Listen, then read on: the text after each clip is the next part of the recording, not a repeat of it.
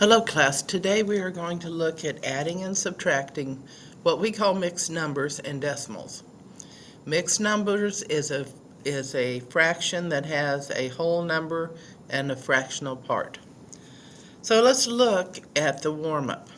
The learning intention, I'm learning to add and subtract rational numbers. You've got 4 warm-up questions. So please pause the video and see if you can do those on your own. Well, I hope you tried. So if I'm looking at the first one, I know that 2 will divide evenly into 4, which means that I only have to change one of the 2 fractions to its equivalent. So 1 over 2 is equal to what over 4? As I'm thinking about it, what do I multiply 2 by to get 4? Well, I'm going to multiply it by 2. Whatever I do to the bottom, I also have to do to the top, because in that case I'm multiplying by 2 divided by 2, which is actually 1. 1 times 2 is 2. So now I know that 1/2 is equal to 2/4. So 2 over 4 minus 3 over 4 equals. Okay, 2 minus 3 is -1. And we're done. To be able to add or subtract, you have to have that common denominator. Okay, for the next one, we don't have to do a whole lot of work other than realize that we've already gotten the equivalent fraction here, so we don't need to go through that work again. So this is 2 over 4 plus 3 over 4 equals. 2 plus 3 is 5 over 4. Now, if I wanted to change it into what we call a mixed number or a compound number, I have to figure out how many wholes are in 5 over 4. Well, 5 over 4 is the same as 4 over 4 plus 1 over 4.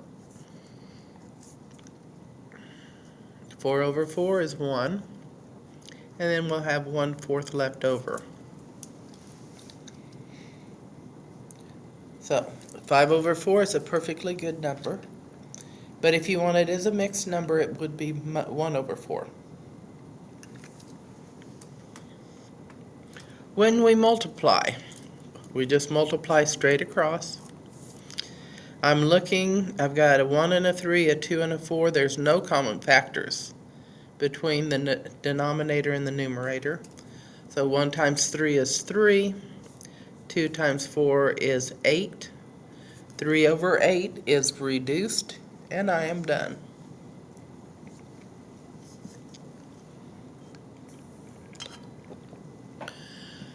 With the next one, we do not divide by the fraction. We multiply by its reciprocal.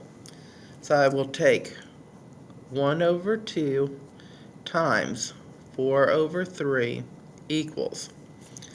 Okay, so as I'm looking, I want to simplify to make my life easier. I know that 2 divides evenly into 4. 2 divided by 2 is 1. 4 divided by 2 is 2. 1 times 2 is 2. 1 times 3 is 3.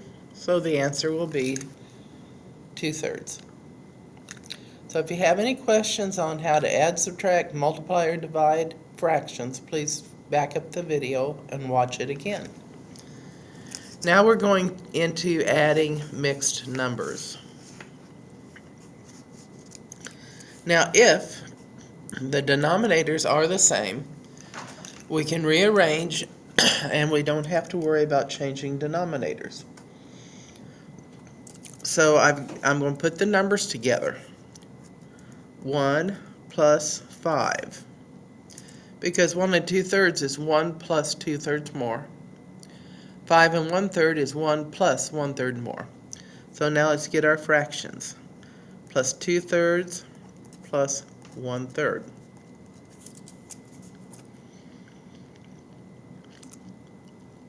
5 plus 1 is 6. 2/3 plus 1/3, 2 plus 1 is 3.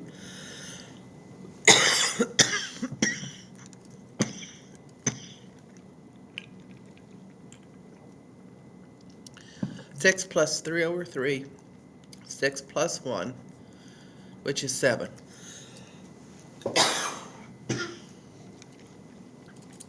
And we're done. But what about subtraction? Well, if we're going to subtract, we're still adding the opposite. So if I'm looking, I know that I'm going to find the difference between 5 1/3 and 1 2/3.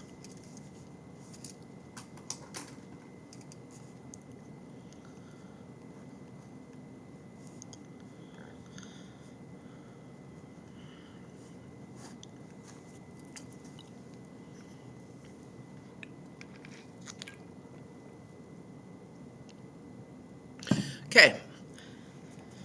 Can I take 1/3 minus 2/3? No. So I've got to borrow 1 from the 5. That gives me 3/3, which gives me 4/3 up here. And I'm left with 4 here. 4 minus 2 is 2, so this is 2/3. 4 minus 1 is 3. When I come back over here, 5 1/3 has a negative sign, so I know this number is negative. You borrow just like you do normally when you're subtracting.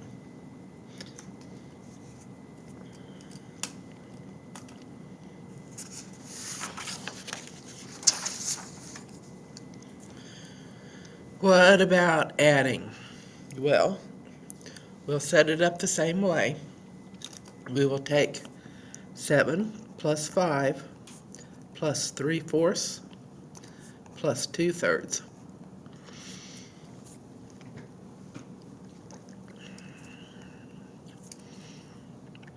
As I'm looking at these, I notice that there is not a common factor.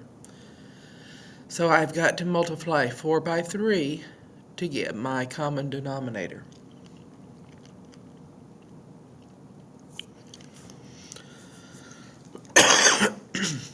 My common denominator will be 12.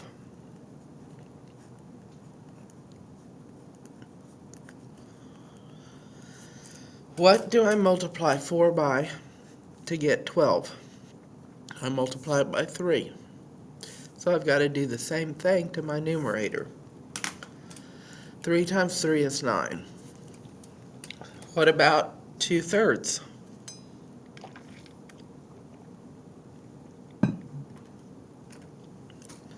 So 2 over 3 equals what over 12?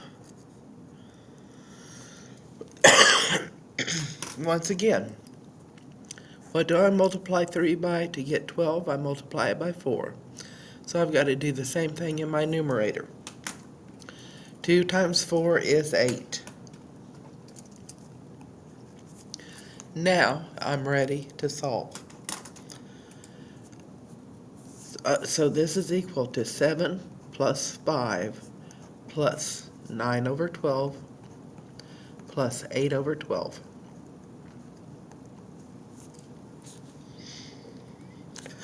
Okay, 5 plus 7 is 12. 9 plus 8 is 17, so this is 17 over 12. So, if I'm looking at 17 divided by 12, I know that 12 will go into 17 one time, and then there will be 5 left over. So 17 over 12 is equal to 1 and 5 over 12.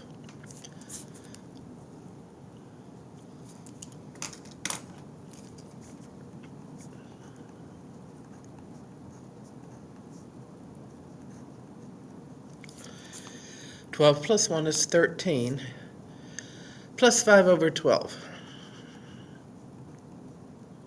And that would be 13 and 5/12.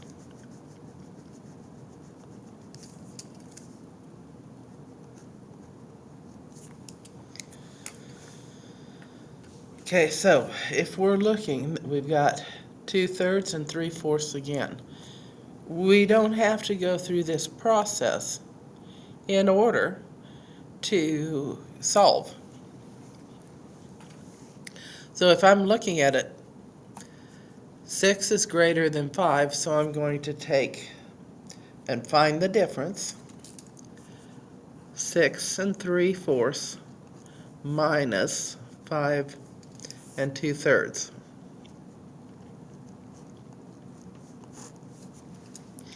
But I know that 3/4 is 9 over 12. I know that 2/3 is 8 over 12. I'm finding the difference. 9 minus 8 is 1, so I'm left with 1 over 12 here. 6 minus 5 is 1.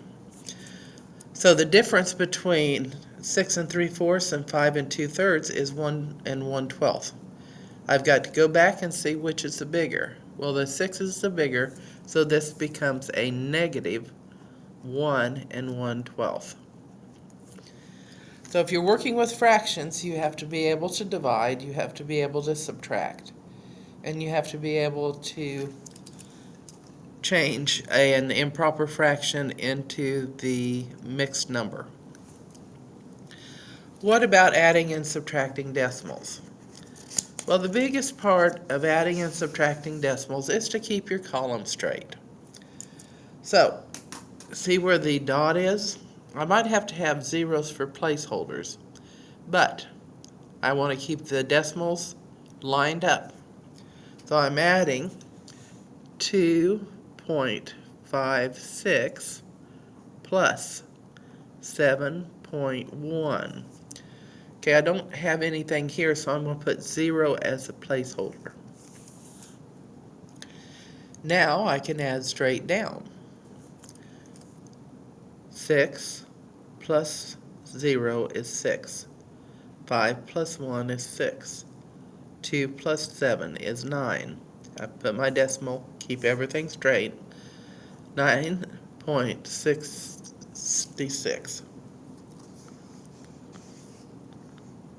Any questions?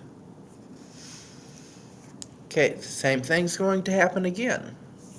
This time I'm subtracting. 15 is greater than 12, so I will set it up like I normally would. This one has a 17 greater, so I still have to find the difference. But then I will have to keep the sign of the negative sign with it. So 15.987 minus 12.32. If you notice, I'm missing, there's nothing here, so I'm going to put a placeholder, which is 0. Now I subtract straight down. 7 minus 0 is 7. 8 minus 2 is 6. 9 minus 3 is 6. 5 minus 2 is 3. I put my dot in there. 1 minus 1 is 0. So the answer is 3.367.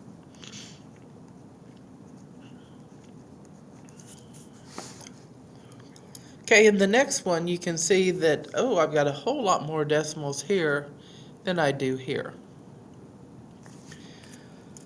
We're still finding the difference, so I'm going to put the 17.54 on top because it's greater than 14.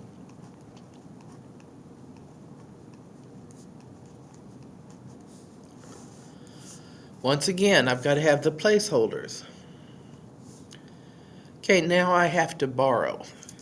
If you remember how to borrow, I've got to borrow because 0 is not big and is smaller than 2. I'm going to borrow from the 4. That will put 10 here. But then I have to borrow from the 10, and that will give me 9.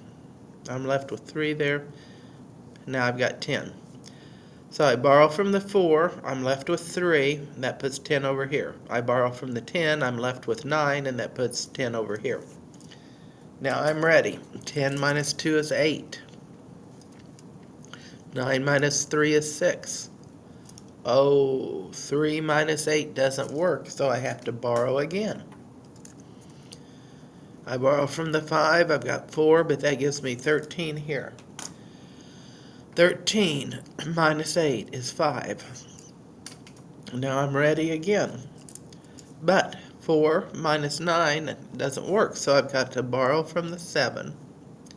That leaves me with 6, but this now becomes 14. 14 minus 9 is 5. 6 minus 4 is 2. I put my decimal there. 1 minus 1 is 0, and I'm done. So this is 2.5568. Now I look over here, the 17 is bigger, it's got the negative sign. This has become negative 2.5568. I know I'm successful when I can add and subtract rational numbers.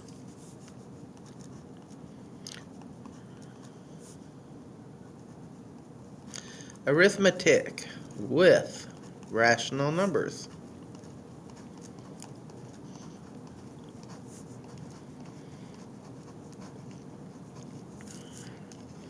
What is arithmetic? Arithmetic is add, subtract, multiply, or divide.